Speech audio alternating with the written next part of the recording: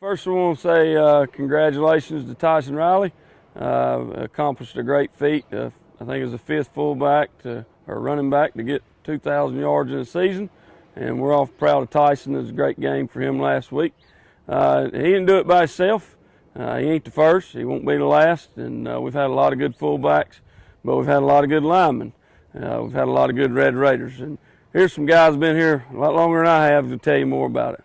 You know, talent's not enough in this game. You can be the most talented guy in the world and you never win because something's wrong with your attitude. You know, maybe it's selfishness or whatever it is, but you know, you got to be a team player. You got to root for your teammates. You got to love your teammates. I still say today, that foundation of love that we instilled in these young men, it's out here today. One thing about it, this offense, you can't have people as selfish and eye people. If you're selfish and eye people, we'd put them on defense. Because, you know, some nights you might not get to carry the ball. And if you don't get to carry the ball, you can't run your lips out and not be blocking for your teammates. That's right, Coach. And I have some great teammates. They're a huge part of my success. I just became a 2,000-yard rusher, but I'm not the first. Can you talk about some of those great fullbacks? You can't talk about our fullbacks around here without talking about Chris Stowe. I mean, he was the first one, and funny thing about him, I mean, he rushed, the first year he rushed for 1,800 yards. He was a senior. That was his senior year when we first introduced it. But he only had like 6 touchdowns, 7 touchdowns, because he'd run it down the field and he'd get winded. He had a little bit of, he might have had a touch of asthma, I don't know. But every time we got close, here come Tiger Williams. And I bet Tiger Williams had 14 touchdowns in a There ain't no telling. He lit it up. Hey, and it was, and not that Chris ever cared about getting in. He wanted to win. It didn't make a difference if who scored. But that was a funny thing about the first year we put it in, and it, pardon me. Then we had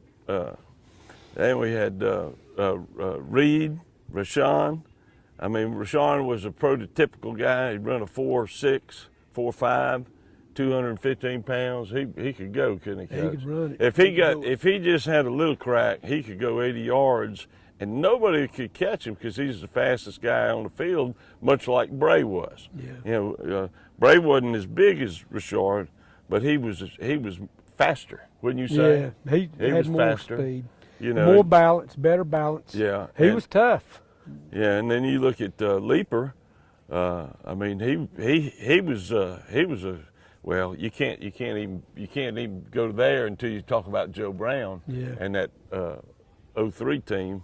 I mean, touchdown Joe Brown. I mean, you know, he was a super fullback we had, but they've been all great. And the young man out here today practicing, I mean, he's just 300 yards rushing in a state playoff game. Thanks, Coach. And that's a great list. Now can you tell us about some of the linemen? We've had a lot of great ones here. Daniel Biggerstaff and Michael Gullidge. Michael Gullidge. We just had all kinds of great linemen that come in here and they played above their head. They might weigh 200, but they played like 300. And there's this unbelievable effort. All these guys were team players. You know, Larry Dowdy's one that just left here, and you know, we Matt Butler. We've just had Coach Hodge was a center on that 2003 Jonathan state Sims. championship, and he weighed 200 pounds in the state championship game. He was playing a guy that ended up went to Penn State, and he weighed 285 pounds. He was 6'5". That guy was in on one tackle in the state championship game. We've just had a lot of average guys that played way above their head. And then, you know, we do get Jeffrey Lawton was a great lineman. We've just had Brent Walden. We've just had all kind of linemen, guys that come in, those old tough guys that buy into what we're doing. Jonathan Spargo and Jonathan Mills and Jason Lineberg was a good lineman we had for us. And we've just had all kind of, all kind of guys that just really bought in, and they wasn't big eye players. They were going to give all they had for the team. They played for the Creator and they played for the brother, and that's what it's all about. And You know, we wasn't going to have no bad day. We might miss a block, but we wasn't going to have no bad days on effort. We was going to give it all we had every time the ball snapped. I had one 300-pound lineman in 40 years, Sean Henson. He was a good one. He played in college. But I had a lot more 175 and 180-pound guys. There ain't that many 300-pounders in the school that play football. We had a whole lot of guys that, these are, like I said, this is a town made up of Mill Hill workers. And, you know, they just don't grow them big here. We don't have big, huge guys. This team out here now is bigger than any team we've ever had. We ain't never had people as big as Sully. Never. And used to be,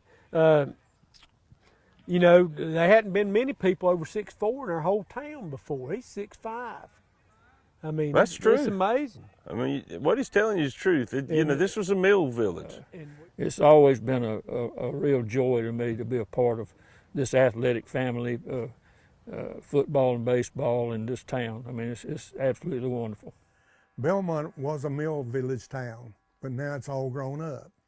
But if you've lived here since day one, like me, or you just moved here from somewhere else, we're all still Red Raiders.